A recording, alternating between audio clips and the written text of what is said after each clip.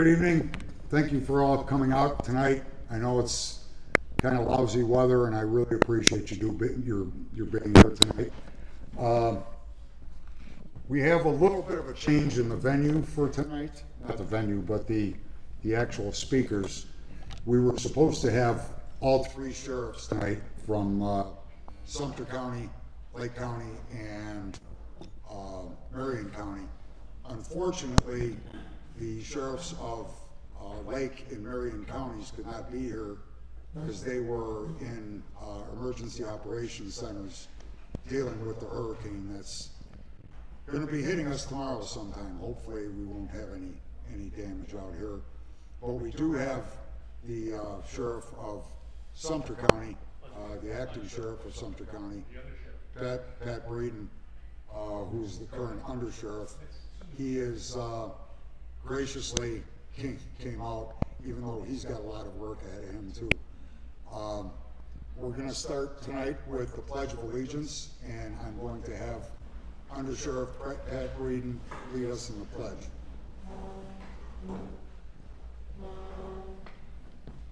Good evening.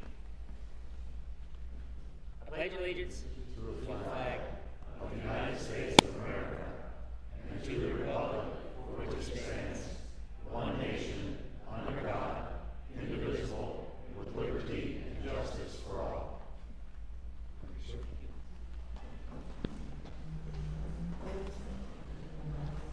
At this time, I'd like to call David Andrus up to lead us in our invocation.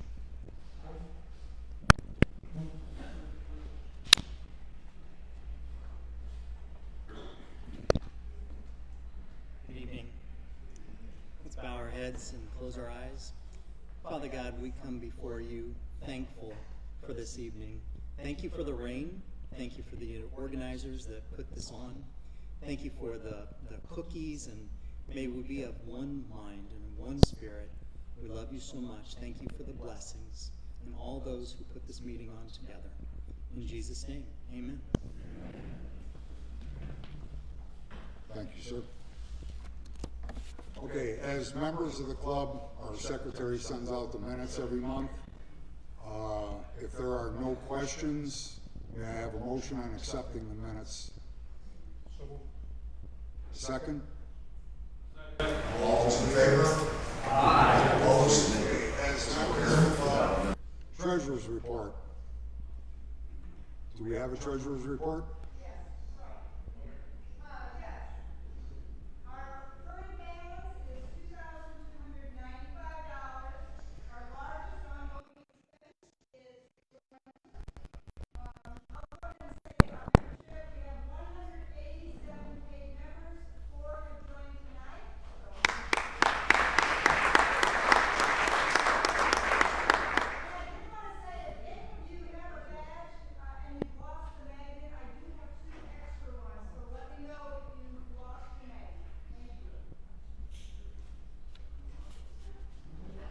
Thank you, ma'am.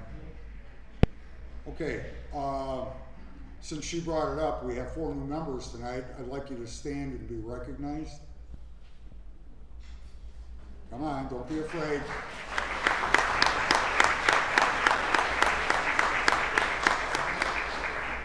Thank you for joining. Now, what I'd like to do is recognize all of our veterans. Will all of our veterans please stand?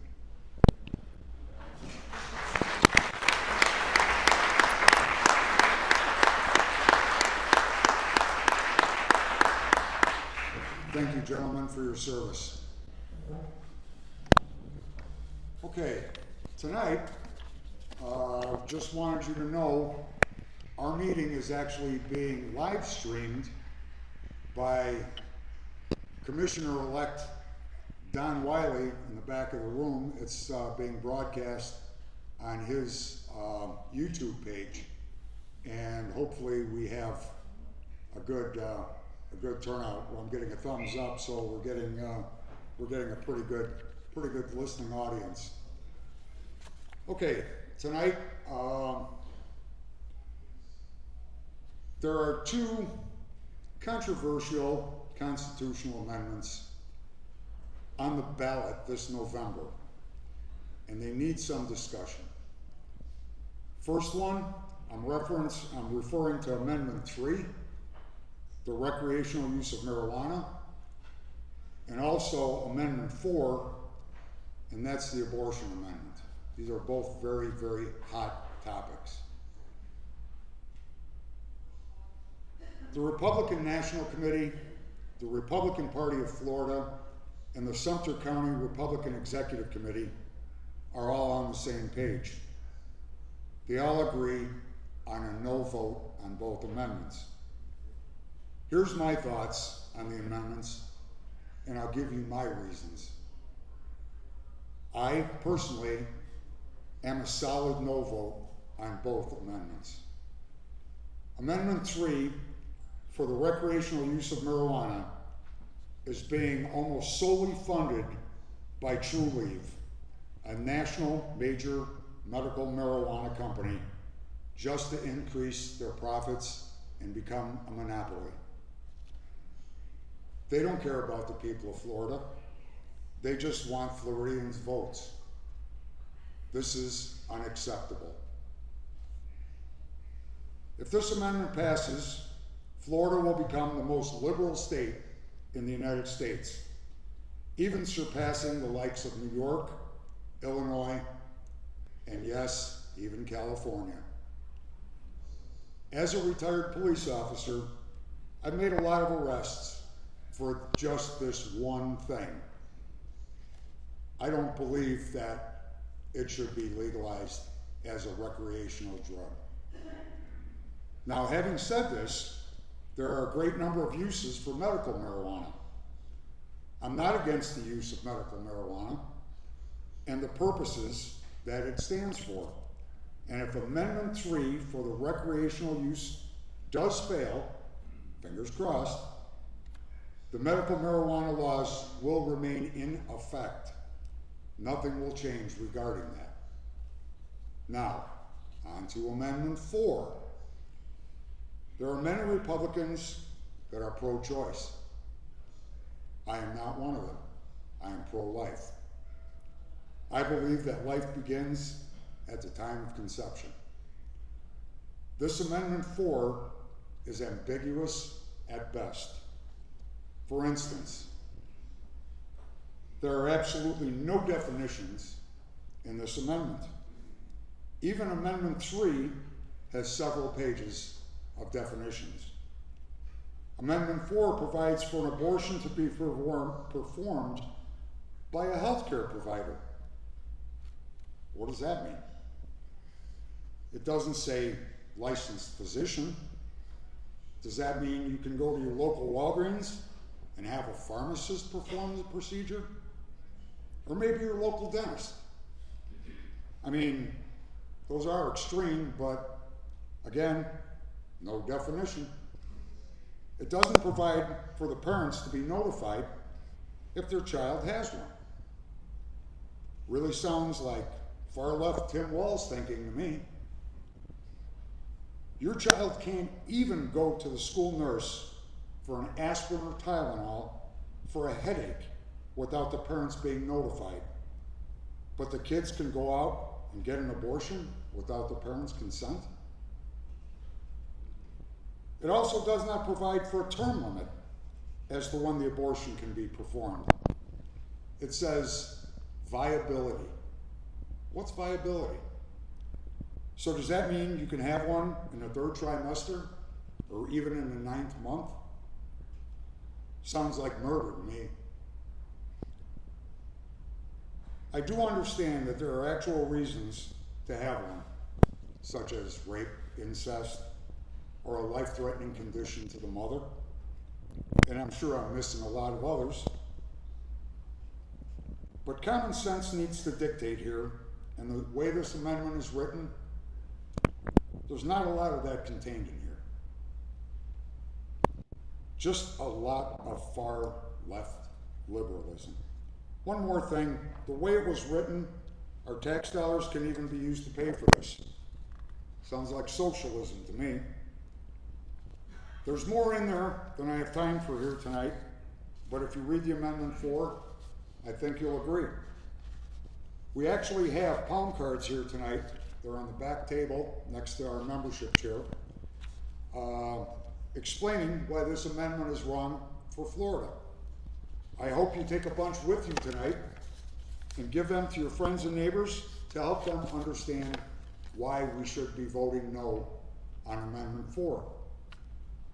A vote on any constitutional amendment bypasses the legislative branch of government, and it just becomes law if it gets enough yes votes. Our legislators have no say-so in this.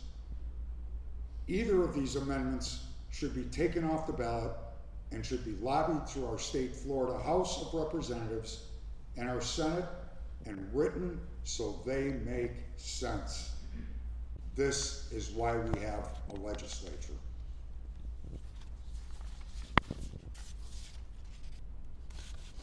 Now, at this point, I would like to bring up the club's vice president, Phil Montalvo, who is running for Wildwood Commission. Phil has a few things he'd like to say.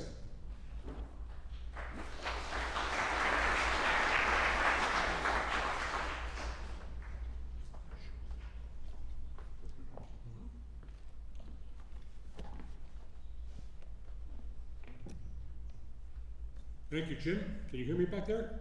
All right? Okay, good. Thank you, Jim, and good evening. My name is Phil Montalvo, and as many of you know, I'm running for City of Wildwood Commissioner in the November 5th election. I've been asked several times, Phil, how come you're not running or campaigning as a Republican? Even though I am one. The answer is fairly simple. It's because my race is a non-partisan municipal race. So to be clear, and we are being streamlined, live streamed, I should say. So those who are not here, I want to be clear. I'm addressing you tonight and asking for your support as a resident of the city of Wildwood and not as a partisan. My wife of 38 years, who is also our treasurer and membership chair, Linda, in the back, and I have lived in the village of Linden since 2019. We have 4 children and 11 wonderful grandchildren. We love it here. So let me tell you a little bit about my qualifications for this office. I currently serve as Village's CDD 12 supervisor. As such, I have learned how special districts work in Florida. Very important to know. I also practiced law for over 40 years, representing individuals, small businesses, small banks. I was once the city attorney for a city comparable in size to Wildwood. And through that experience, I learned how municipal government works, also very important. I'm a former chief legal counsel for the Illinois Department of Natural Resources. And through that experience, I learned how state government works. Finally, I was a member of the board of directors for the Illinois Development Finance Authority, a state agency that issued funding instruments for economic development projects throughout the state of Illinois. That said, the question becomes, why am I running? Happily retired, right? Many people who live in the villages south of 44 don't realize that they actually live in the city of Wildwood. I happen to guess that anyone here who's living in the villages south of 44, other than Lake County, but in Sumter, may not know that you live in the city of Wildwood. In fact, about 75% of the city of Wildwood is inside the villages, and that more than 2/3 of the Wildwood voters come from villagers like you and me who live south of 44. 2/3 of the voters. Yet, only 1 out of 5 commissioners lives in the villages. 1 out of 5. As one of the largest contributors to the coffers of the city of Wildwood, we need and deserve more representation than just 1 commissioner. We also need a commissioner who knows how to work with the city to solve problems. I can attest to that from personal experience. Soon after moving to the villages, I worked with the city as a private citizen to have my defective street replaced. It took me about 3 years to get the job done, but in the end, my street was milled, the drainage system was fixed, and the entire street was overlaid with new asphalt. By the way, all of that was done at the expense of the developer who installed it, not the city.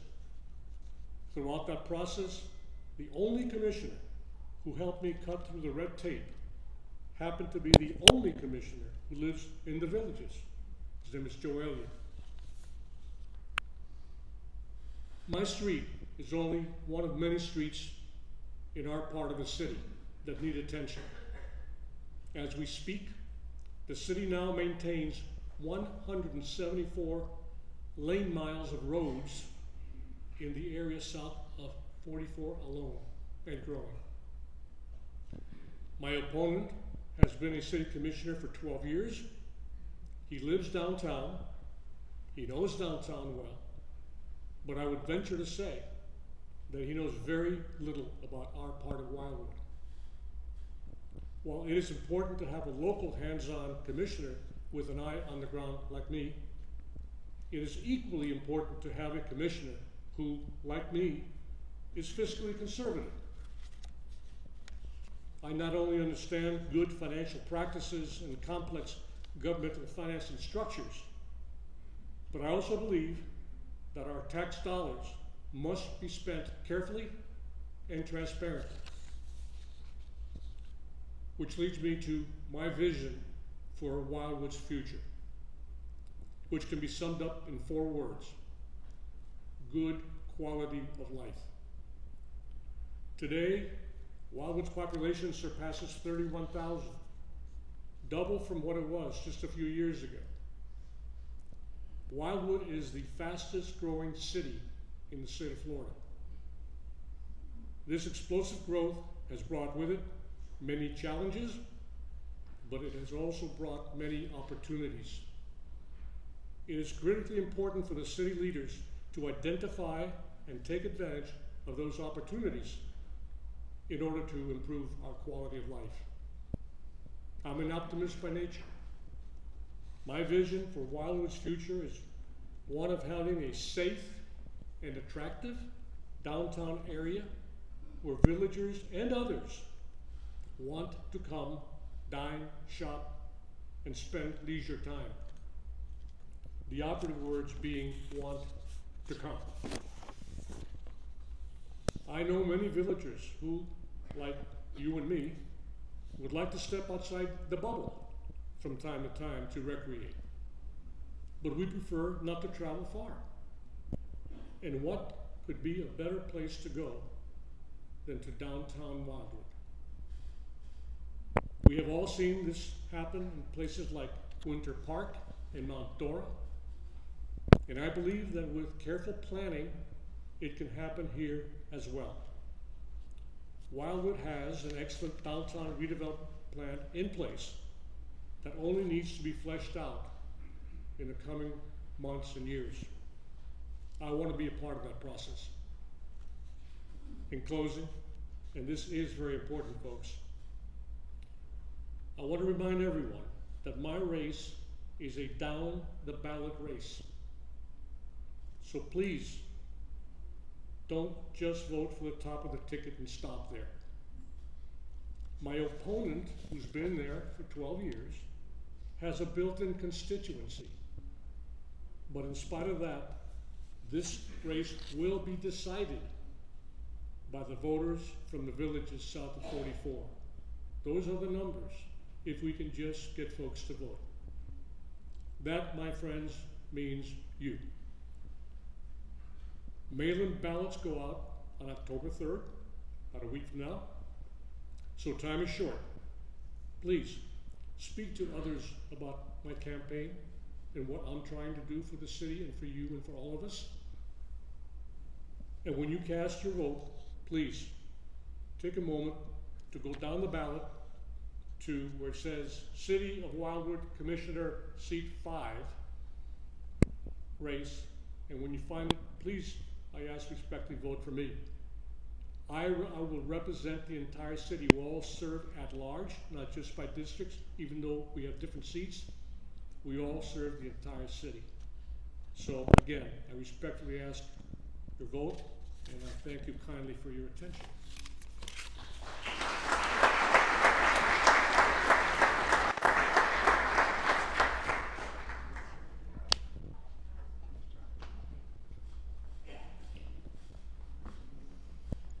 Can't go anywhere without my coffee cup. Okay, I've got a couple announcements here tonight.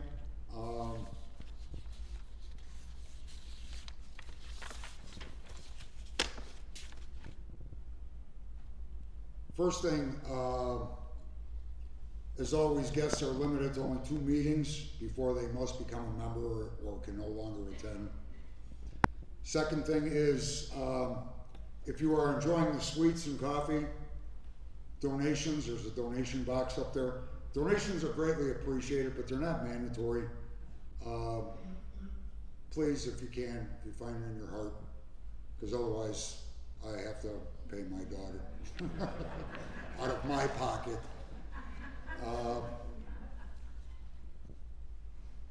Couple other things. I did mention the palm cards for Amendment 4 back there. Take one, read it for yourself, and if you're really a firm believer in pro-life, take a handful. Take them to your neighbors. Take them to your friends that are Republicans. Take them to your friends that aren't Republicans, and explain to them that doing this is just, saying yes is just wrong. Again, my opinion, but I have a strong feeling about this. Also, as far as taking things, if you look around the room, we have about 200 Trump and Vance signs. If you'd like some, take them. They are free for you. They are provided by the Sumter County Republican Party. They paid a lot of money for these things, so grab a couple, put them on your golf cart. You can't put it in your front lawn if you live in the villages, but you can put it in your front window. So put it in your front window, put it on your golf cart, put it in your car. Just let them know how you feel and who you're supporting. The GOP Voters Guide is now out and is posted on our Facebook page, the Republican Club of the Villages, Florida. So take a look-see at that. Let's see, what else? Oh, here we go. November is not only the national elections, but it's also our club elections for the executive board. We're looking for volunteers for a nomination committee. Per our bylaws, the president, vice president, secretary, and treasurer will be nominated at our October meeting, and nominations will also be taken from the floor at that time. Elections will be at our November meeting. And before you sit down, Jerry, would you like to come up and say a couple words? Well, I'll do it anyway.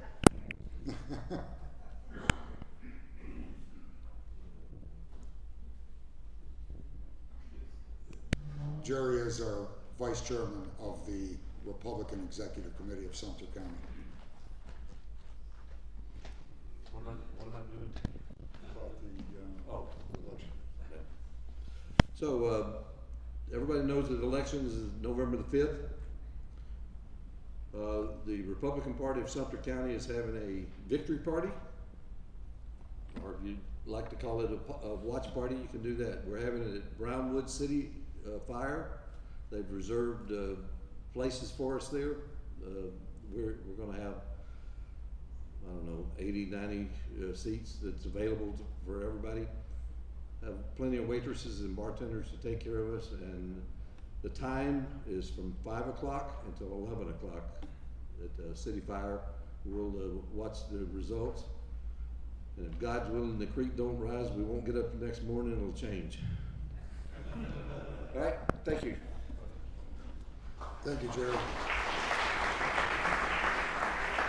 And just so you know, it's a cash bar, and if you want to eat, you got to get there early, and that's on you. That's not on the Republican Party. Okay, moving on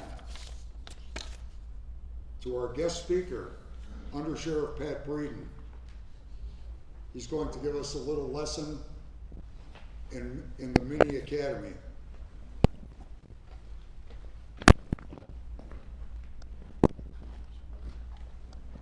Is my mic working? Can everybody hear me? All right, good deal. Well, tonight was supposed to be different. As you know, there's supposed to be 2 other sheriffs up here, and I'm the county owner sheriff. They're supposed to be speaking to you, but in this job, nothing ever stays the same, and things happen suddenly. So obviously, they had to cancel for certain reasons. But I want to tell you a little bit about our Lake and Marion County sheriffs. They support the Sumter County Sheriff's Office greatly. They are 2 great sheriffs. I know a lot of the villages south of here is moving into Lake County now, and there's also a portion in Marion County. Those 2 gentlemen are truly great sheriffs, experienced sheriffs, and every time the Sumter County Sheriff's Office has called them or they've called us, we have each other's backs. So I want to give them props. They weren't able to make it tonight because they're dealing with issues in their county. With that being said, within Sumter County, I want to give you a little bit of idea of what's going on with us. The EOC, or Emergency Operations Center, is partially open. It will be fully opened and manned at 7 a.m. in the morning. We're looking at probably some winds, not as much rain, but more of a wind thing for us.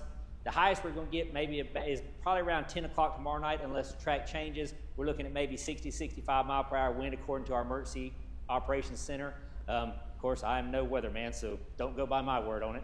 But we ask everybody, if you don't have to be on the roads, don't be on the roads. We've got the deputies out there patrolling. We've got you covered as far as manpower and any emergency needs that may arise. But if you don't have to be out there during this stuff, stay home, and it helps us respond to emergency calls or makes less calls for us to have to deal with. So any questions about the EOC before I get into what we're going to talk about tonight? That's good. So, I changed it up a little bit because normally when the 2 other sheriffs are here, we just get up here and it's really just a BS session. We answer questions, we talk about what's going on in our counties, and it's just a good time. But unfortunately, you're stuck with me tonight, but I hope I can still give you some information to make it a good time. So I'm going to go through what is called our, is this one not working? This one's better? Okay. All right. There, oh, sorry, my bad. All right. Well, I can't repeat all that other stuff for you, but I hope you heard. And I think I just broke Commissioner Wiley's mic. Anyway, so what I'm going to do tonight is I'm going to go through our mini Citizens Academy, and I encourage questions. And what this is basically an overview of the Sumter County Sheriff's Office. I started at the agency when I was 19 years old. I've been here for 34 years now, so I've seen change, I've seen growth. And as Phil was talking a while ago, I was one of the fastest growing police departments. We're one of the fastest growing sheriff's offices and one of the fastest growing communities for our population.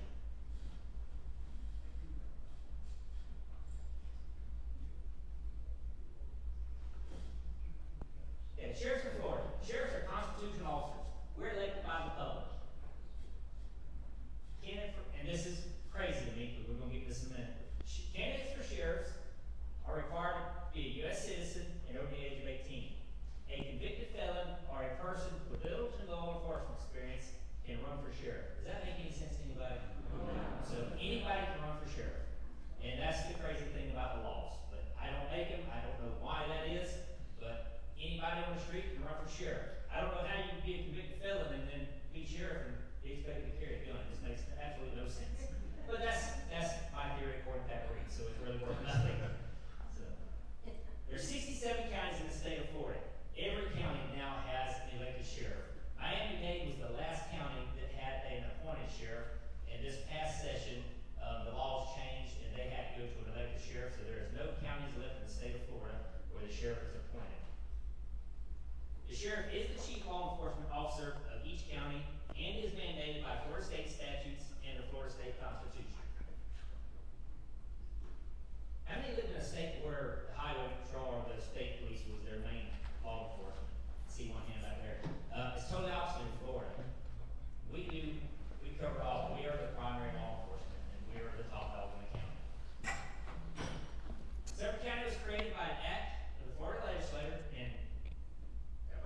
says you have to wear it. Oh, I have to wear it. And I'm getting in trouble all the way around tonight. For the live stream, you picked up your audio to that mic, and handouts for the rest of the room. It's all that technical Oh, stuff. I'm All right. good. Am I good? Am I good? Is it working now? All right, I got thumbs up. We're good. So, the county was created from a southern part of Marion County and contained a large segment of what is now Lake County. A lot of, you know where Leesburg is? That used to be Sumter County years ago, way before my time, but the county shrunk and changed into Marion and Lake County. The county seat was first in Adamsville, near the villages of Finney. It's right down the road. There's a little church down there. That's called the neighborhood of Adamsville. That's where the county seat actually used to be. It was relocated to Sumterville and later to Bushnell. It is currently still the county seat, still in Bushnell.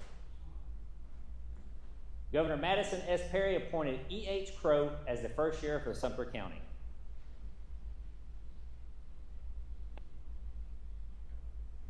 I'll tell you, I broke something else. This was the villages in 1970.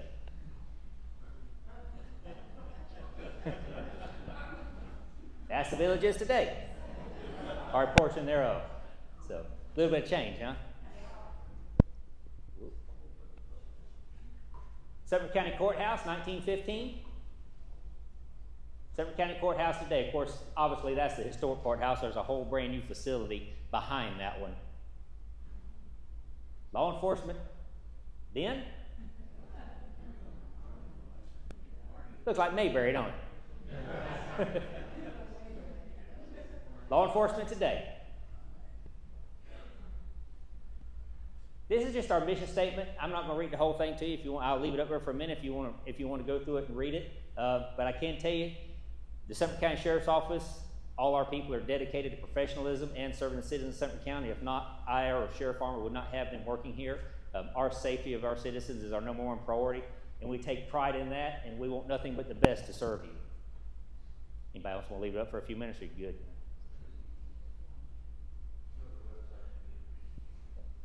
Now, Bill, you was talking about jurisdiction a while ago.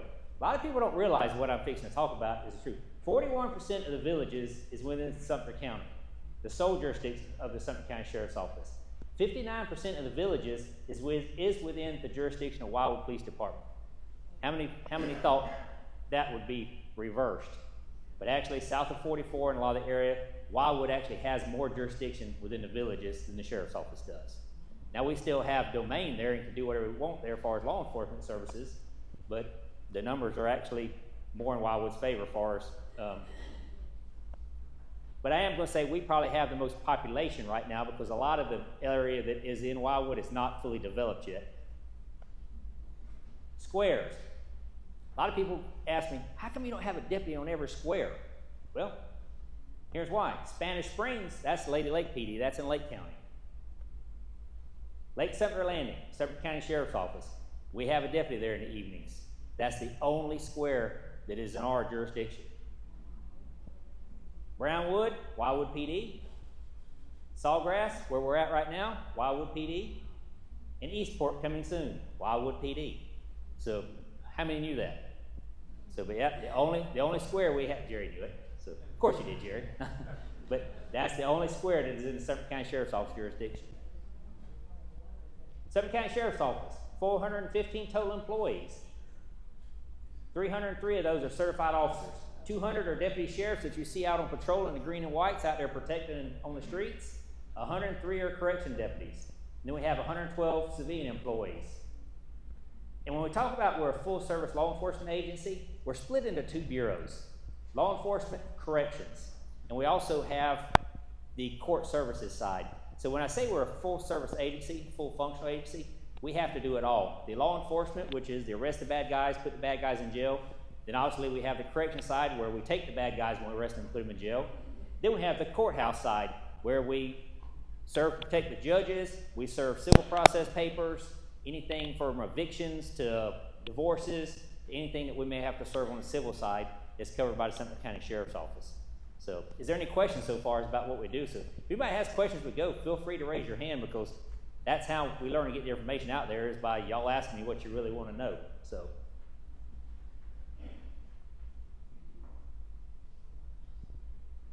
And here's to be a law enforcement officer, when we went through and we talked about you don't have to have any qualifications to be a sheriff, but this is what you've got to be a deputy sheriff to work the road.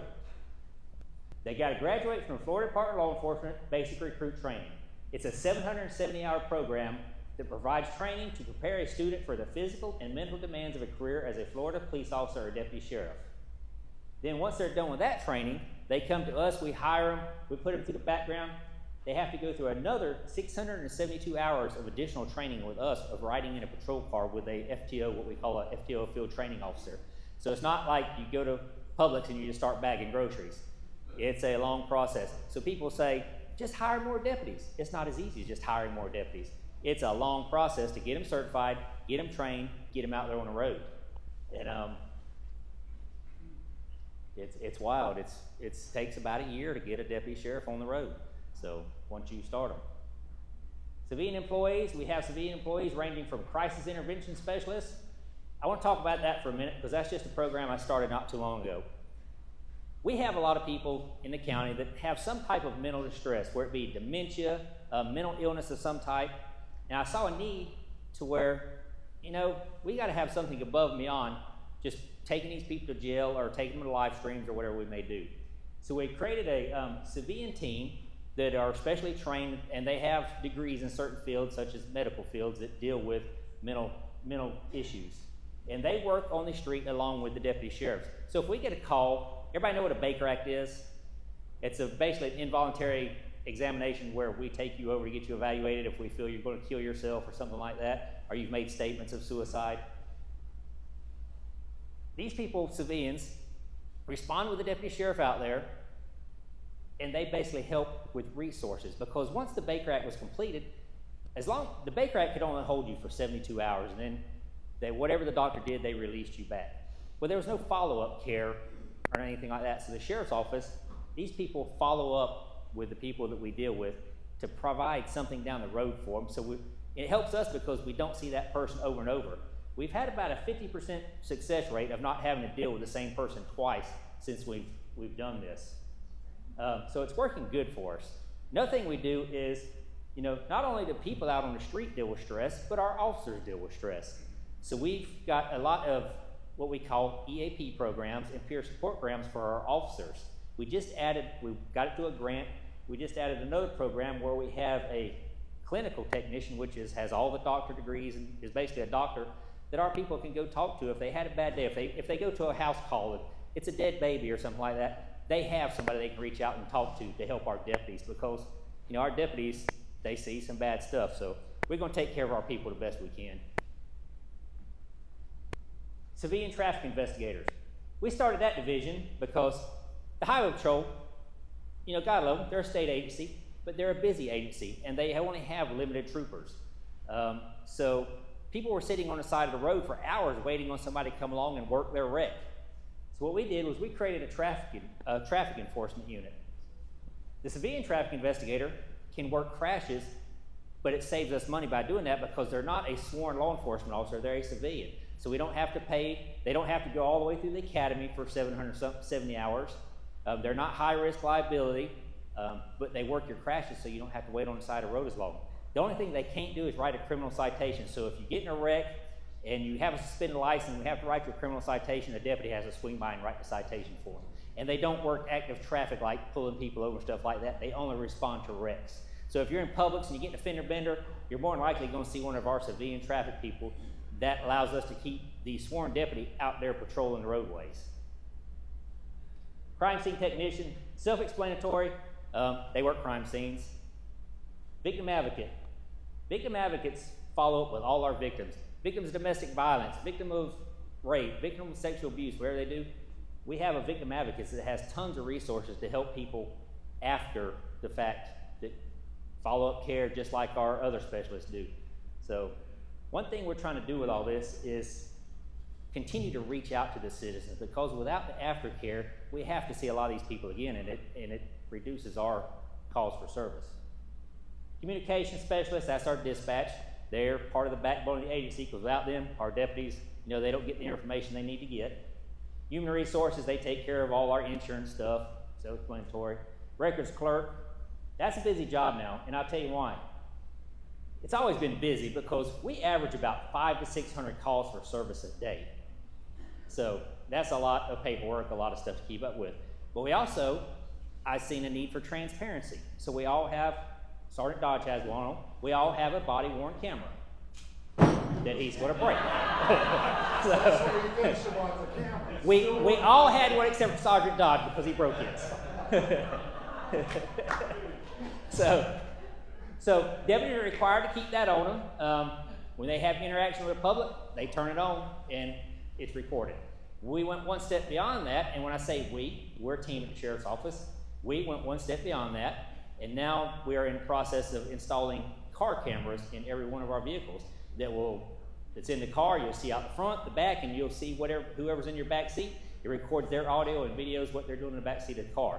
So we're not hiding nothing. We believe in transparency. So we even went another step further than that. We're the only agency that I know of in the state of Florida that has issued our corrections officers body-worn cameras when they're working center. And the reason for that is we got a complaint on one of our officers. We got cameras all through our jail. I don't know, has anybody ever taken the Citizens Academy tour of the jail? They have cameras everywhere. But there was one spot, it was apparently a blind spot, and an inmate knew it because they got all day to think about, hey, what can I get away with? They said, oh, he was in this blind spot, and this detention deputy made some racial accusations to me. So it's his word against their word, so we have to deal with that. So we went one step further, and we put body cameras on everybody, so everything is recorded. And y'all see everything nowadays with auditors and stuff like that, so we do everything we can to protect our law enforcement officers. Our correction side of the house, they have to go through a 420-hour program, just like the law enforcement side goes through 770 hours. The correction officers have to go through 420 hours. Once they're done with that, they also go through a field training aspect, which they're assigned to someone in the detention center. That's 504 hours just to work in the detention center. And we also have civilian employees, that is detention support staff. And what they do for us is obviously they save us money. Instead of having to put a sworn officer in what we call a control room to push buttons to open doors, that is civilian positions that we work in there. So that saves us money of having to put an officer when the officers can be out dealing with the inmates like they need to be instead of pushing buttons in a control room. Oop, I'm going backwards. I don't want to bore y'all going backwards, y'all. The organization, Sheriff Bill Farmer, he's the current sheriff. I'm the undersheriff. We have a chief deputy. The way the undersheriff and chief deputy works, I deal with a lot of the administrative side of the house. The chief deputy deals with a lot of the operational side of the house. And then from there, we have a major that is over our corrections bureau, and that's basically our jail. From there, we have a patrol captain, a captain over criminal investigations, the patrol captain over operations, and the captain over administration, and the village district supervisor. Who's ever met our Captain Seamer? Man, I thought that was a household name up here. But he works day to day with Sergeant Dodge, and they work out of the annex at 466 in Morris Boulevard. So if you're ever up there, you're going to see Captain Seamer. And if you ever want to know anything about the villages, him or Sergeant Dodge can tell you because they know it all. And I don't mean that in a bad way. Sorry, Sarge.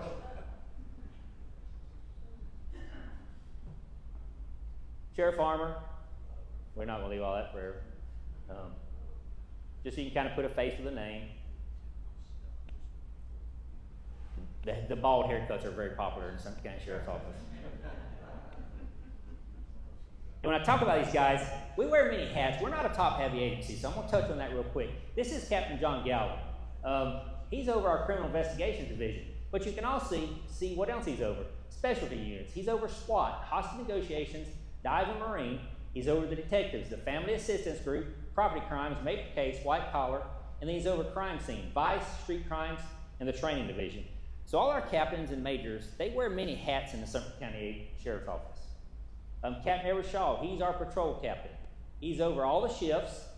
We have the Alpha shift, Bravo shift, Charlie, and Delta shift. And then what we did was we got to research and we said, you know what? What can we do to put more deputies out there but yet save money?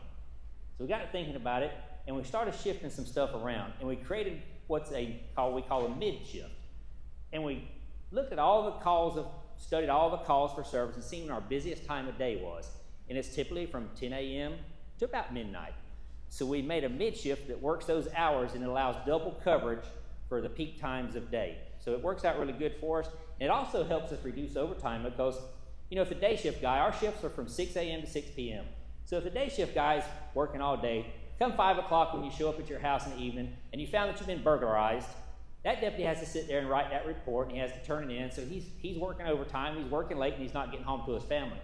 Well, we get a call like that, the mid-shift can come in and cover that call, let that deputy go home on time, and he's still out there working it. So it works out good. He's also over the municipality law enforcement contracts. When I say that, the only city in Sumter County that has its own police department is Wildwood. We contract with the remainder of the cities. We sit down, they tell us what they want for law enforcement needs, and we contract to provide law enforcement services to Bushnell, Coleman, Center Hill, and Webster. And we're also over the aviation unit, or he is. This is Captain Seymour. Most of y'all might know him when you actually see his face. So he oversees law enforcement operations within the villages. He's also the community liaison up here, community outreach, special events coordinator for dignitary visits and events. And if y'all haven't heard, Trump's probably not going to come visit us this time because he's got so much stuff going on, but he has been here. And he's the volunteer program supervisor. Angelique is over a lot of stuff in the jail. Captain Reed, also over a lot of stuff in the jail. Ranks, we have sheriff, undersheriff, chief deputy, major, captain, lieutenant, sergeant, corporal, and deputy. And the two things behind there is master deputy and senior master deputy. Deputies are assigned to patrol. They are visible in the community. And basically that's what they do. They're out there to prevent crime, stop crime, actively patrol. Everybody knows what a deputy sheriff does. Like we talked about our shift manning, we try to cover it with the most people we can to keep our response times down. Our response times are actually very good. We have a pretty quick response time. Our average is probably about 5 minutes or less for any call we go to. We talked about that a while ago. Patrol shift structure. We have a watch commander. The lieutenant is the watch commander. So he oversees the entire shift. Then we have the county divided into 3 sections. We have the south, the middle, and the north. And they have a sergeant. And then we have the corporals are not on here, but we have corporals that are assigned. They're deputies until one of the supervisors out, then they step up and they're basically sergeants in training, and then they cover a position for a supervisor. And then we have north deputies, mid-shift deputies, and south deputies. How many deputies do you think we're running on the road right now on an average, just deputy sheriffs? Yes. Okay, I'll guess. 25. We're roughly at 25. When I started at 19 years old, how many do you think we was running on the road? 2. 2. Me and some other poor guy, we was running the whole county. So, times have changed. And that's just deputy sheriffs. That doesn't include street crimes, SROs, or anything else that may be out there at the time. Basically, patrol deputy equipment, they wear a vest, handgun, extra bullets, taser. I mean, these new tasers or something, you can be zapped 10 times with these things. Wow. Handcuffs, the body-worn camera that Sergeant Dodge threw away for us. And I want to say this is one of the saddest things I've ever seen us have to carry, but it's a reality that we live in today. Does anybody know what that little white thing is right there? Narcan. And we use it, and we use it a lot. If we did not have Narcan with our deputy sheriffs, the amount of overdose deaths would be probably off the charts. And that's a sad thing to say, but the fentanyl, opioid problem, it's a problem. And there's nothing to blame it on but borders and people won't use it. So it comes in here. Sumter County is a really safe county. Out of 67 counties, we're typically number 6 to number 8 for our safest counties. But to sit here and tell you that there's not drugs in Sumter County, I'd be lying to your face. So that's why all our deputies carry Narcan. Walkie-talkie. And the neat thing about the walkie-talkie is you see that screen on the back? This is some of the newest technology the county went to for us. If our deputy sheriff gets out there in the woods or anything, our dispatch can now see where our deputy sheriff's at on the back of that walkie-talkie because it's got GPS built into it. So that's a great safety feature for the officer. Of course, we carry safety gloves, pepper spray. That stuff is miserable, I ain't gonna lie to you. Notepad, flashlight, and a tourniquet. All our road vehicles are equipped with a laptop computer, basically a radar speed measurement device. We can see how fast you're going. A lot of people say we don't use them because the amount of speed is in the villages, but if you go to any county across the state of Florida and you ask the sheriff, what's your number one complaint? They're going to tell you speeding. But we work it hard. Stop sticks, everybody's seen them. That's what you throw in front of the vehicles when they're speeding. Medical. We went to every one of our patrol deputies, along with Narcan, has an AED in it. So if we run across somebody who's in a cardiac episode or whatever, every patrol car has a AED in it. Evidence collecting equipment. The deputies can do some of their own collecting. We try to let the crime scene techs do it. Paperwork, additional ballistic gear. And we're unique in some counties because every deputy sheriff in Sumter County not only carries a patrol rifle, we carry a shotgun. We carry both. So they got a handgun, a rifle, a shotgun, and we issue every one of our deputy sheriffs a backup weapon.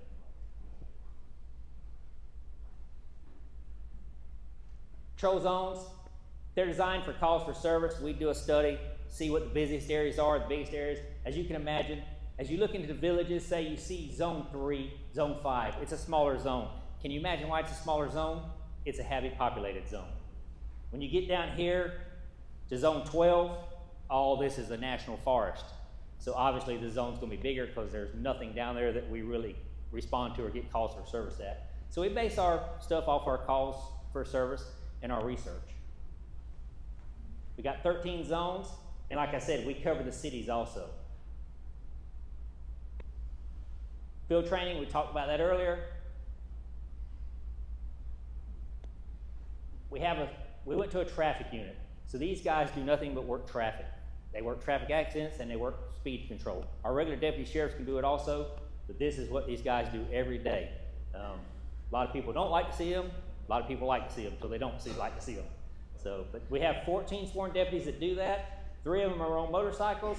We have 2 DUI enforcement units, and they're also drug recognition experts because nowadays not everything's alcohol. A lot of it is narcotics that people are high and driving on.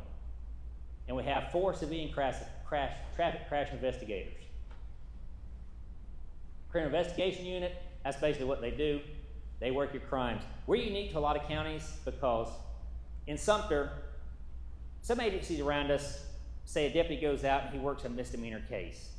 Well, that deputy is responsible for following through that misdemeanor case all the way to the end. Well, in Sumter County, we do a little different because we want to keep the deputy on the street patrolling, and plus he may not come back in the same zone, and it takes a lot of legwork to follow up on some of these cases. Every case, no matter what it is seen by a detective at the Sumter County Sheriff's Office. So a detective is going to see, no matter if your mailbox got bashed, a detective is going to see that case and try to follow up on it. So it's out of the deputy's hand and it goes to a detective. And somebody's recording. We have K-9 teams. We have 5 K-9 teams. They're trained for narcotics detection and apprehension. When we say apprehension, that's the bad guy that runs. 4 K-9 bloodhound teams trained for advanced tracking of individuals. Who's seen where we found the autistic boy that was missing for 24 hours not too long ago? That was one of our bloodhound teams that found him. It was an amazing find, and we were blessed to find that young man still alive because he was up to his neck in water in a swamp. But he had been snake bit, mosquito bit, everything you can imagine had happened to that poor kid. We have 2 K-9 teams trained in explosive and firearm detection, and 1 team trained in the detection of narcotics and cellular phones. You ask, where's that dog at? That dog's in our detention center because, believe it or not, people try to slip cell phones in there so they can do whatever in jail. So that dog is actually trained for narcotics within jail and also cell phones. So the other dogs, the explosive and firearm detection dogs, they're assigned to they obviously do stuff outside of the school system, but we've assigned them to our school system to help prevent guns from coming into our school system. Dog teams, they're certified. They have to meet certain requirements through FDLE. It's not, we just can't put a dog out there and say we got a dog, so they go through a lot of training. I was a K-9 handler for 6 years. The men and women that handle K-9, they have to have a passion for it because that dog lives with them. They're there 24 hours a day. That's their partner. And it's heartbreaking news when one of our dogs that we just retired just passed away of cancer the other day. The handler has to deal with that because he was with that dog for like 8 years working the street with him. 2 bloodhounds. That's the bloodhound that found the young man neck deep in water. and we're going to talk about this in a minute, because who's ever heard of our SAFE program and our scent kits? So we're going to talk about them in a minute, but that's a great thing, and that helps our dogs out a lot. That's one of the SAFE programs we offer. One of our explosive and detection dogs, and that thing, it looks like a pet, don't it? But that's the one that works in the jail. So, SWAT team, we have a fully functional SWAT team. We have 23 operators. We're training everything from hostage negotiation to barricaded subject. We have 2 armored tactical vehicles. That's one of them you see in the background there. And this young lady here, she's not on our SWAT team. She just donated that shield to us out of kindness, so they took a picture with her. Our SWAT team basically is, if a deputy gets there, somebody's barricaded in a house, somebody's threatening something or hostage or something, that's when the SWAT team calls in. I know I don't got to go into a lot of detail. Y'all seen shows, you pretty much know what the SWAT team does. These deputies go through a lot of training. I used to be the SWAT team commander. They train a lot. We send them to specialty schools. They're the guys in our agency. They're in shape. They have to run. They have certain physical requirements they have to pass. They have shooting requirements they have to pass. Mental stuff they have to pass, because you got to be of a certain mental attitude to be on a SWAT team. So it's not just, hey, I want to be on SWAT. It's, hey, okay, I want to be on SWAT, but I've got to run 1.5 miles in a certain amount of time, and do a certain amount of push-ups and carry this gear, and I got to be able to put these bullets on the target. So there's a lot goes into it. We have 3 SWAT technicians, and what they do is, you can imagine our SWAT team carries a lot of gear. So these 3 SWAT technicians are responsible for getting all that gear to the call out and keeping up with whatever battery may have in it. The drones, they're drone operators. SWAT robot, this is one of the robots we have. It can open doors, climb stairs, do all kind of fancy stuff. It's got all kind of fancy gadgets it can attach to it. It cannot shoot you from, we don't have that thing on there. A lot of people ask, does it have explosive or anything on it? No, it does not. Drones. This technology is great. I don't know whoever messed with a drone too much, but one, it saves us a lot of money, and I use that term a lot because it's taxpayers' dollars, right? So these drones, they're a tool, and they're a great tool, because the helicopter tool also, it's an expensive tool. I can fly that drone, and it can be on the scene in a matter of minutes, because they're assigned to every shift. We have 2 to every shift, and they're in the car with the deputy, to where, you know, the helicopter pilot's at the hangar, has to get the flight helicopter going, fired up, get it there. It's about $400 an hour to run a helicopter for fuel. This thing cost me about 45 cents an hour, because you just got to charge it into your patrol car or whatever. But it has the same capabilities of a helicopter. It has the night vision, has the camera that can zoom in. The only restrictions we have, and that's why the helicopter is still a great tool, is it has to, because the drone operators have to go through the FAA course. It has to be maintained in line of sight. We can't let it go out beyond line of sight. That's where the helicopter, if we get in a pursuit or something, the drone's no good. The drone is good for certain area searches where we got something, a confined area. That's our helicopter. It's in great shape still, but it's older than I am. It come out of Vietnam, I believe. So, but we've maintained it and kept everything going on it. So, dive team, we have an 8-man dive team. Probably a lot of people say, there's not really much water to dive in Sumter County. And there's not. But the water we have is nasty, and we do dive in it a lot because we have cars dumped off in it. We've had people drown. There is a need for a dive team. And they hold various levels of certifications. Our dive team is second to none. We can dive with the best of them, and we have the top-notch equipment that we can do about anything that any agency can do. Honor Guard, that's just what it is, Honor Guard. We show our respects to whether it's 9/11 ceremonies, fallen officers, anything that may need respect, we have an Honor Guard. Court services. Am I boring y'all yet? Any questions? I know y'all getting tired of hearing me. Court services. We're just simply responsible for it. We're responsible for the protection of the judges. That's what the bailiffs do in there. They work the paperwork, make sure that people get in and out of the courthouse safely, and that nothing happens to our judges.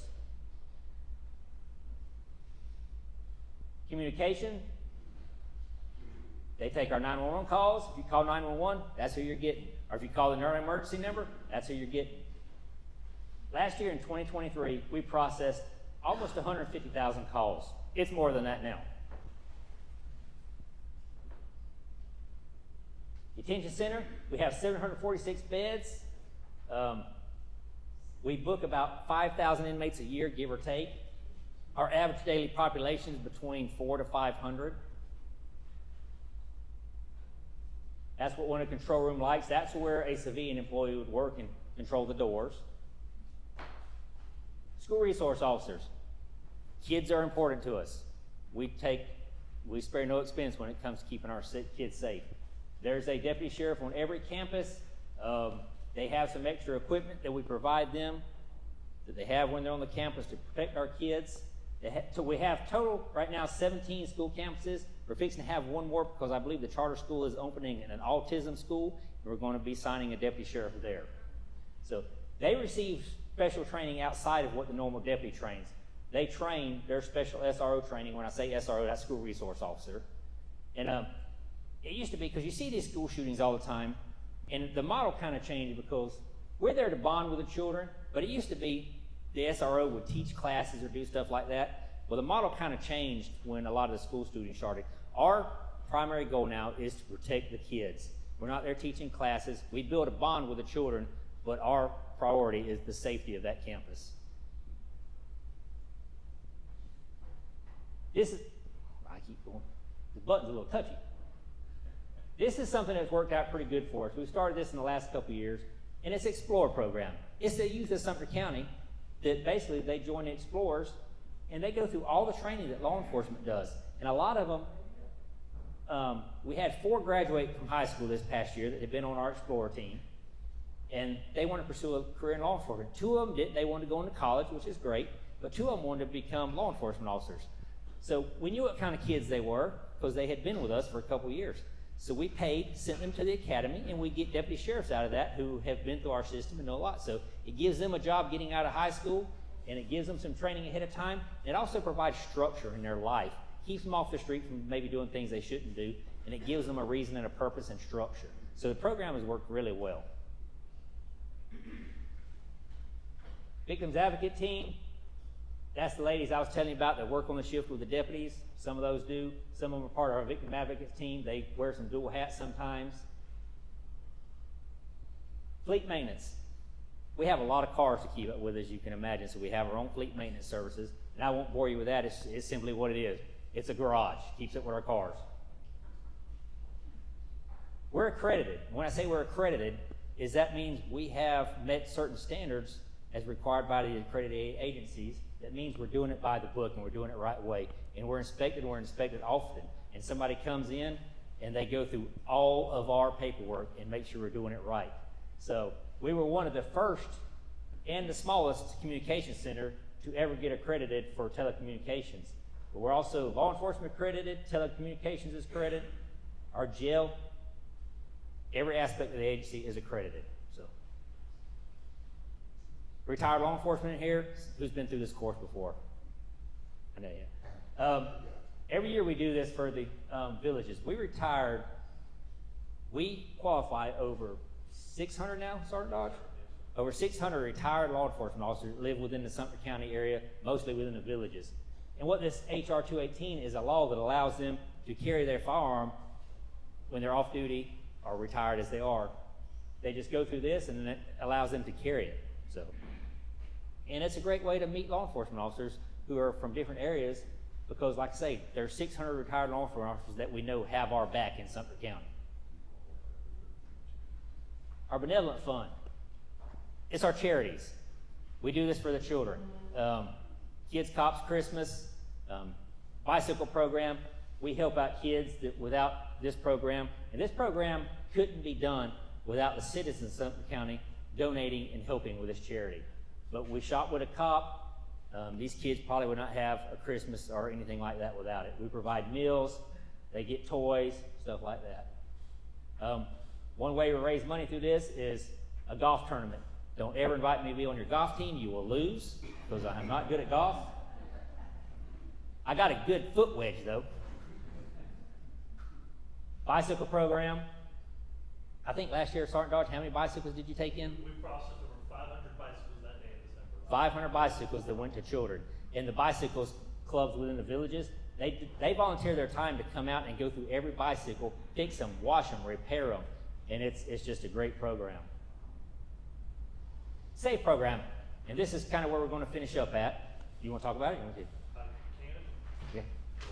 We'll go through it together. He can model. The SAFE program.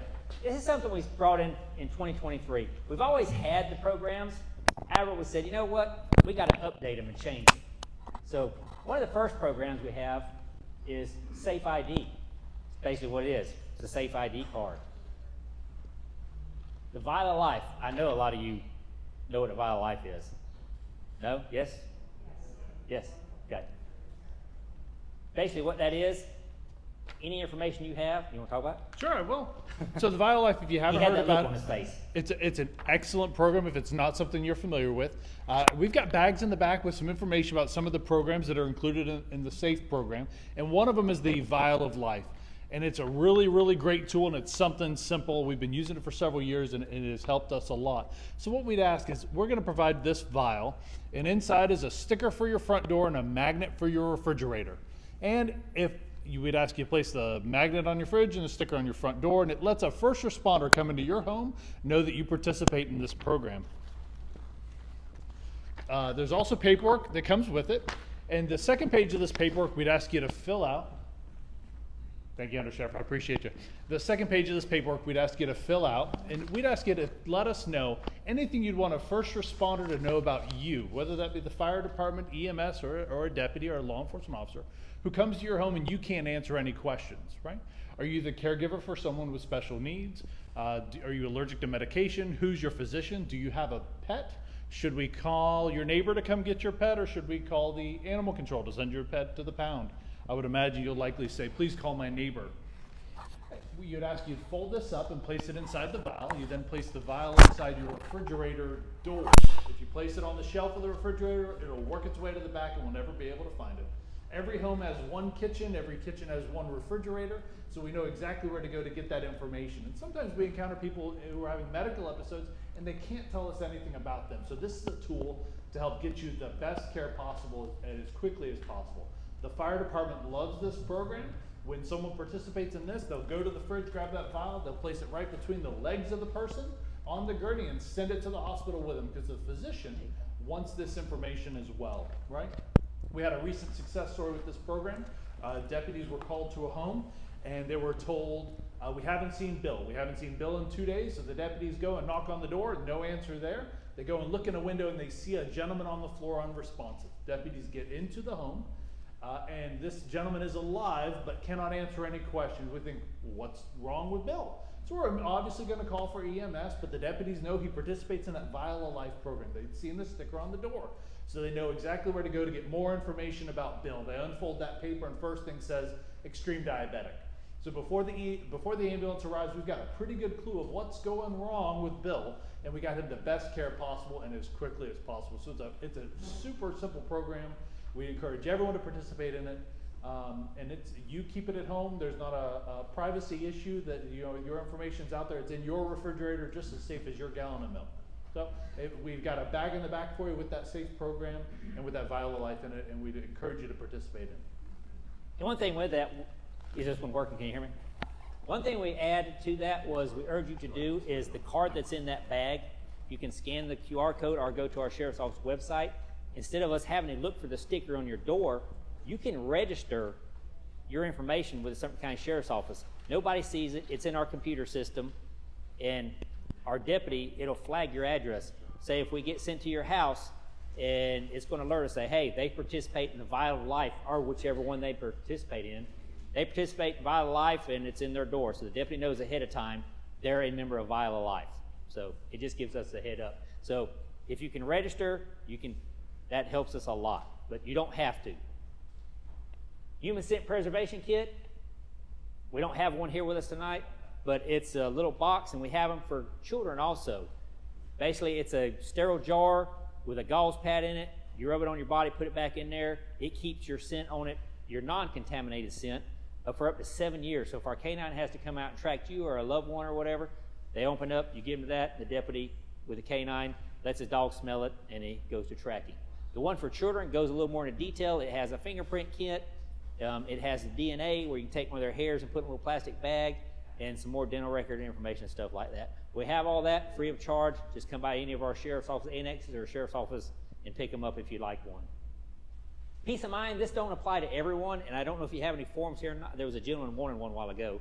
I don't know if you have any of the forms here, but what this is, for people that live alone, they can live alone, but they may have some health issues, they're elderly or something.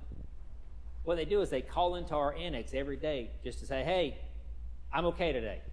If you don't call in by a certain time, a deputy sheriff's knocking on your door to find out, hey, why didn't you call us today? Are you okay? But we urge you, if you're going on a trip or something like that, let us know, or if you're going to be out of town. But we ask for neighbor information because a lot of times we can call your neighbor and say, hey, Bill didn't call in today. Can you go check on him? But a deputy sheriff, we've had some success stories about that too. One lady, Captain Seymour tells the story all the time. We had one lady, she lived alone. She talked to her daughter once a week. She had talked to her daughter the day before. She got up in the middle of the night to use the bathroom and fell over into her tub and could not get out. Didn't hear from her, so they went there that next day, was able to get in, locate her. She says, look, if y'all hadn't to come here today, I would have probably laid in this tub for a week before I could get any help because she just couldn't get up.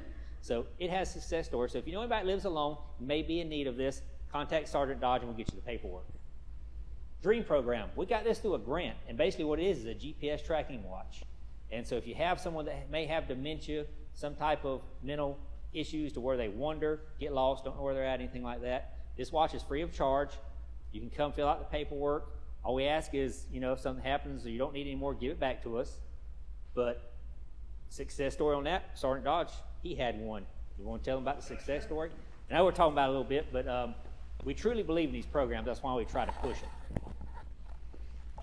Absolutely. The DREAM program is a GPS-enabled watch, and it gives the care back into the caregiver's hands. So it allows the caregiver to be able to take a shower or do something and take their eyes off their loved one. And if ever they have a question about where they are, they pull out that smart device and hit locate. They can actually call directly to the watch, and the person wearing the watch doesn't have to answer it. It opens a direct phone call to that watch, and the watch locks. So a loved one sometimes affected by Alzheimer's or dementia will want to take things off, and it keeps them from taking off that watch that's attached to them. The health department estimates that our population, 10% of our population is affected in some way by Alzheimer's or dementia, and obviously a portion of that are prone to wandering or becoming confused and walking away. We had a couple who participates in the program, and the woman woke up at 4 in the morning and her husband was not inside the home. Obviously right away says, where is my spouse? People who wander, oftentimes their loved one will say, hey, I don't know where Jim's gone. Maybe he's in the other room. They'll check the other room. Well, maybe Jim went next door. I'll go check next door and Jim's not next door. Maybe he's in the backyard, or maybe he went to the postal station. And they're going to the places Jim may have gone. And unfortunately, we're 45 minutes now that Jim's been missing before law enforcement is contacted. So the sooner we can identify that someone is gone and walked away, the quicker we can get them back into the care of their loved ones, right? But the GPS-enabled watch, this woman pulled out her phone and pressed locate, and it showed him behind some neighboring homes along a golf course. So she went there, and it's 4:30 in the morning now. She can't see him. She doesn't know where he is. I think she tried to call for him and couldn't hear him. But it says he's in this area. She calls the Sumter County Sheriff's Office. We were there within about 5 minutes. We met with her and found her location, and the location actually can be shared directly to our dispatch center, which is very helpful. And the deputies followed that dot location on the map precisely to where the gentleman was. He had gotten out behind some homes, fallen and rolled down a small embankment, and was now in some bushes, so he couldn't be seen. And he's confused in that situation, in that state. But that GPS location enabled the deputies to locate him and get him back into his caregiver's care rapidly, so to prevent any sort of injuries. The program has reduced our calls for service for Alzheimer's or dementia affected persons wandering or walking away by about 50%. A great program. If you know anybody that would qualify for that, please come use it. Get you all set up. Alert Sumter, that's not a sheriff's office program. That's actually a county program. It's exactly what it is. This hurricane's coming. They would send out weather alerts, storm alerts. Anybody, I know we're a little further south, but several years ago, I don't even remember what year it was. Remember the tornadoes that went through the north end of the villages? It would send out, everybody used to rely on the little weather radios, but technology's changed. It can send it to your cell phone, stuff like that. But with that being said, also in that bag back there is the Sumter County Sheriff's Office has a Sheriff's Office app. Does anybody use that? And this is where I always get disappointed because nobody uses our app. We have a free app. I use it. Jerry uses it. We have a free app that gives a ton of information. It's got community crime maps on it. It's got human trafficking stuff on it. It's got scam stuff on it. It's got our inmates on it. It's got a little bit of everything on it. And it also alerts you. If you're driving down 466 and there's a crash out there and you're like, oh man, which way do I go? Yes, sir. Does Lake County have the same program? I do not know. I do not know if Lake County has it or not. They have a lot of the same programs. I know they don't have the DREAM program. They have something different. And like Marion County does not have the Vital of Life. They have what is called the File of Life. It's basically a file that they put on the refrigerator. So I can't, you just have to look at their websites to see what they have exactly. Anyway, back to the app. Utilize it. It's a great tool. Gives you alerts. If there's law enforcement activity in the area, say we're searching for a bad guy, it's going to send you out an alert and say, hey, there's a law enforcement presence in this area, and it will give you guidance from there. So use it, download it. It's free. If you don't like it, delete it off. I was at a women's group one time, and we were talking, and I said, yeah, you can see who all's in the jail and all that. Say, oh, one of them said a dating app. So I don't recommend you use it for a dating app, but Project Eagle Eye. What that is if you have a camera, because everybody has Ring cameras, businesses have cameras now, you can call with us and you can say, hey, I have a camera at my address. And this does not give us access to your camera or anything like that. But if we had to say we had a burglar across the street today, and a detective's going to come out and see if anybody has cameras in the area. Well, he has to go door to door to see if anybody has any cameras. If you register your camera with us in that address, we can look it up on our Project Eagle Eye and say, okay, there's this many people have cameras that are in that area. We can start with them first because they may have footage and they're going to allow us to come look at that footage. So it just helps reduce some time on the detective having to go door to door. So, and home security inspections. It's basically what it is. We have some deputies that are specially trained that we send to courses that they can come out to your house. It's between the hours of 8 and 4, Monday through Friday. It takes about 2 hours, hour, something like that. And what they'll do is they'll go through your home with you, and they'll give you home safety tips as to how to keep your house safe. Just simply, it could be stuff like trim your hedges to where nobody can hide behind your hedges and get into your window. Who's ever heard of, when contractors sometimes put the deadbolt in your house, they don't drill the hole deep enough to where the deadbolt goes all the way and people can just open it up. Just little stuff like that they'll check for you and give you recommendations on how to keep your home safe. But it's free of charge. They're able to come out and do it. Hour, 2 hours, something like that. But please utilize it.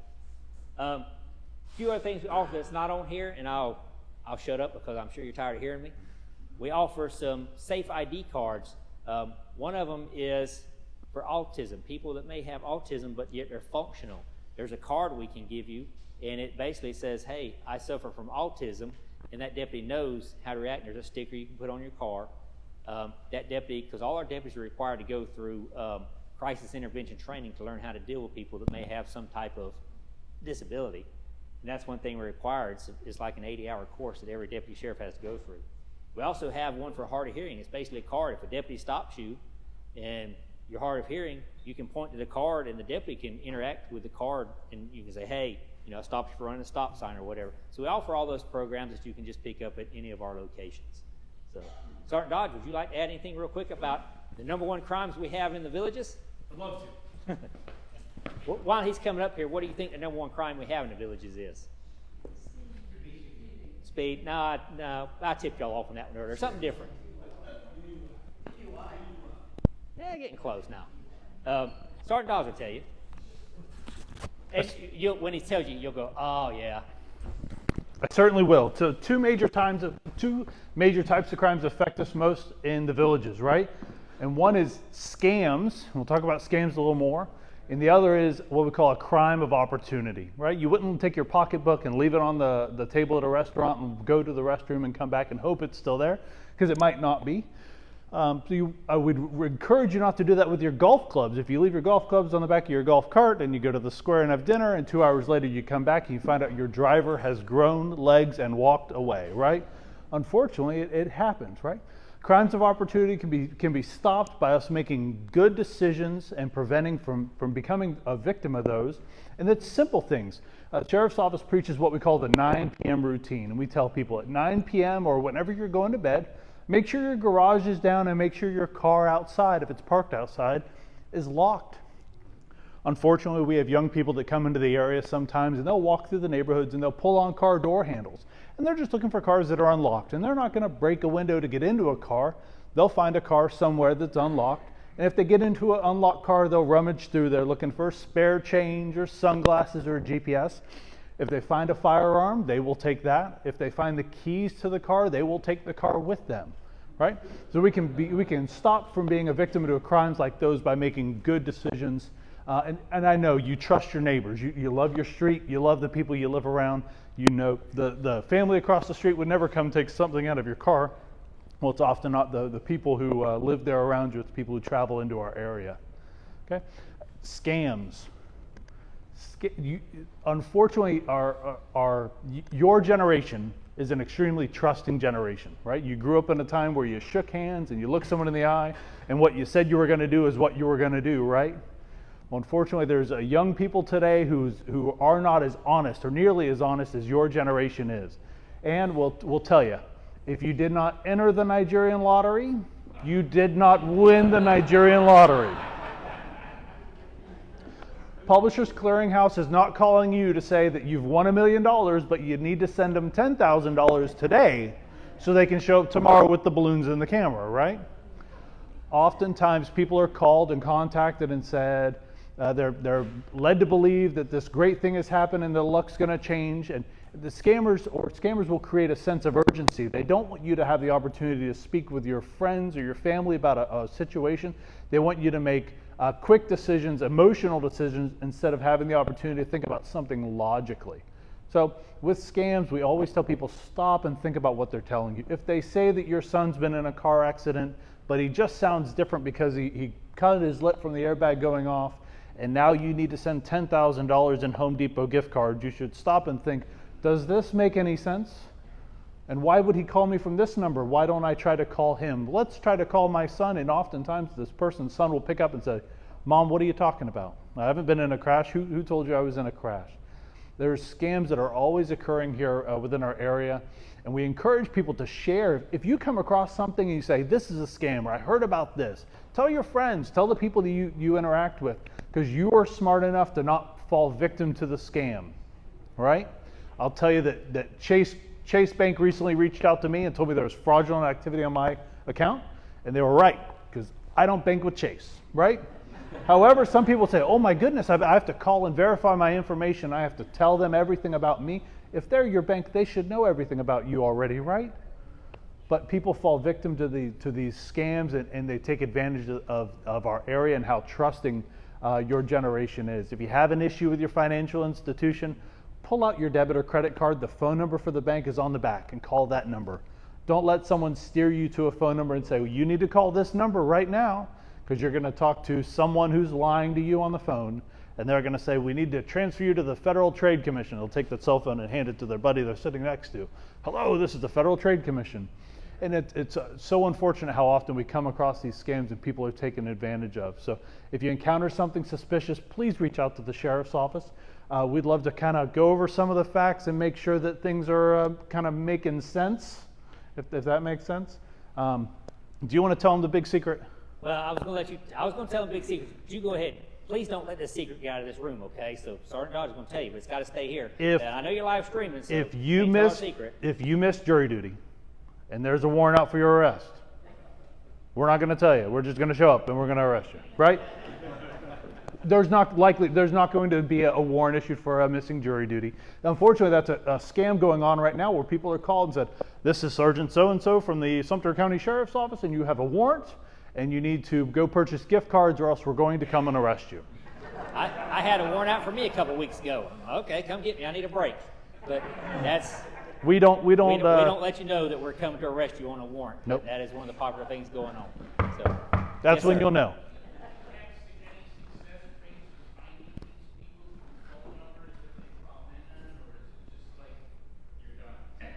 It's some of them we do, but I'm not going to lie to you and tell you it's easy, because a lot of these scams come from different countries. So, and it's hard a lot of times if somebody ships their money off to somebody, it's gone overseas, and the chances of seeing that money again are slim to none. and they're very hard to investigate because obviously they're overseas. So, and one thing that's been going around is they will actually do their research and they will call up people and actually use actual deputies' names that work for the sheriff's office and say, hey, we need this, this, and this. You have a warrant for your arrest. And they'll actually use our name, give our address and stuff like that to the sheriff's office. They make it sound very legit. But if you ever have any doubt or get something like that, hang up, call the sheriff's office and ask for whoever that officer's name they used was or anything like that, or talk to somebody within the sheriff's office. But, yes, ma'am. I'm gonna, Oh, keep going. I'll hold this for you. He's going to give you the mic so everybody I'll can. hold it for you. Go ahead. I'll hold it. Look after your neighbor, your loved ones that are elderly and maybe lonely. So when they call, they'll talk because they got a phone call. Somebody called them. So just to remind your loved ones or your neighbors, whatever, just keep reminding them if they're very elderly. You know, be sure to be careful if you're picking up the phone and that sort of thing. And Sergeant Dodge, and you're absolutely right, you know, help your neighbors out, especially if you got somebody that you feel may be vulnerable. Sergeant Dodge will attest to this. Romance. Don't fall in love with somebody overseas over the internet and send them money because they want to come see you. They don't want to come see you. It's romance scams. People get lonely and they fall for crimes of the heart all the time. Romance scam is a big thing. Absolutely. So, all right, well, I know we've been going a while, and it's 8:30 time to get out here. Was there any questions before we close up? I hope I haven't bored y'all to death, but any questions before we take off? And yes, ma'am. Okay, so the latest I heard is you get a phone call. I'm coming to you. It could be my son calling me. I'll hold it for you. Okay, it could be my son calling me with his voice. Yep. So I'm going to think it's him, and he's going to be calling me asking for money. Because it's his voice, I would send it. So now that I've heard this, if I get a phone call from one of my kids, we have a code word. Yep. So this is AI doing this. It's AI doing that, and the technology do that. If some of these calls you get, basically they're getting your voice, and they will make a whole conversation to where when they call you back, it'll sound like your grandchild or something calling you. If there's ever any doubt, because if you know, my grandson wouldn't call me for money or whatever, just hang up on him and call your grandson or your family member back. Yes, sir. Some police departments have civilian ride-along programs. Do you have anything like that? We do not right now. We used to. A lot of our liability and stuff, we don't do it. The only ones we do liability or ride-alongs for is people that are potentially looking to come to work for us. We let them come right along and make sure it's really what they want to do before they do it. So, yes, ma'am. When you go to someone's house, you know, they haven't been answering, or you think there might be something wrong, do you have a way of getting into the home if it's locked? Yes, ma'am. We kick the door in. Oh. No, really. We do, and we've had a lot of them where first we'll try to talk to neighbors. We'll try to get contact information of somebody that may come unlock it or anything like that, or may have a code to the door. But we'll check the house, and if it's really suspicious looking, say we can see in the garage, there's no car there. The neighbor's saying, no, it's not unlike them, or the newspapers are stacked up out front, and we absolutely can't get in the residence. We will get in that residence, us or the fire department, doing the least damage we can, and we're going to wind up paying to refix your door, but we're going to make sure you're safe in that residence or whatever needs to be done. But we do get into the houses. We don't have, our master key is basically a pry bar. So, and that's happened a lot, you know, it happens. So, anything else? Well, I hope you take this information we have tonight and use it.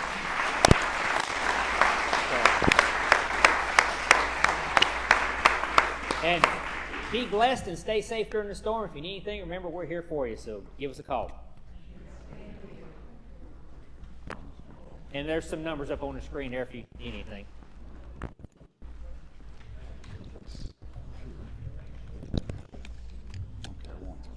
I don't have to call. There's not. You just go over.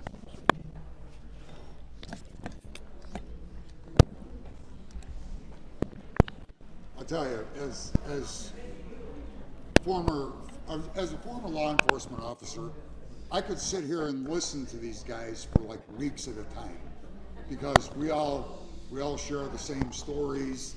I was like when Under Sheriff Breeden was up here talking, I was kind of like talking to Sergeant Dodge a little bit. And the department I came from and the Sumter County Sheriff is about the same size. We have the same type of different divisions in that. We handle the calls the same way. And it was just very refreshing for me as, you know, as a former law enforcement officer to hear how they handle things. There is one thing that Sergeant Dodge lied about, though. He said when they go for a warrant, they do this. They don't. They just walk up to the door and go bang, and you just kick it in. There's no knocking. Cut it out. All kidding aside, yeah, I just wanted to make mention, please take a bag from the Sheriff's Department. Sergeant Dodge is back there. He'll be handing them out. But before I let you go, I have one more person I need to have come up here, and that's Edna Santana Wales. So Edna, could you come up here for a minute? She has something she wants to tell you guys.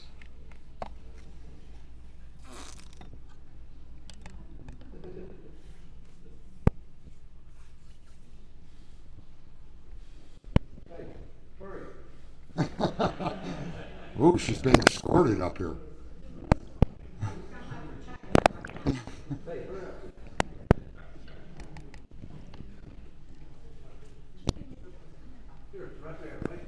I was going to say there's one right there.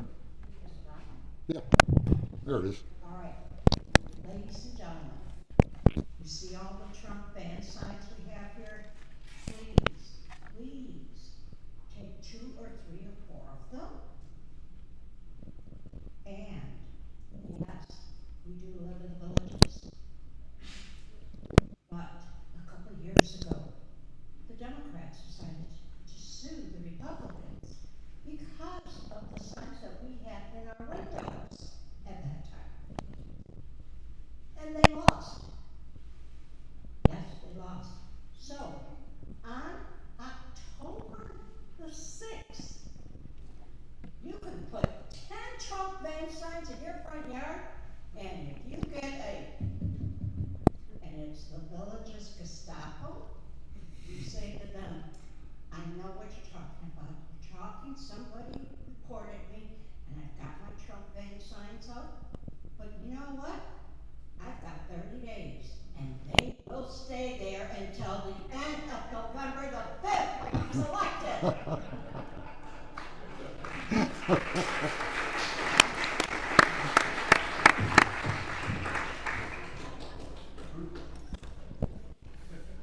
All right, again, thank you all for coming. I just looked outside. It's still dry, which is a good thing. There's no rain. This meeting is adjourned.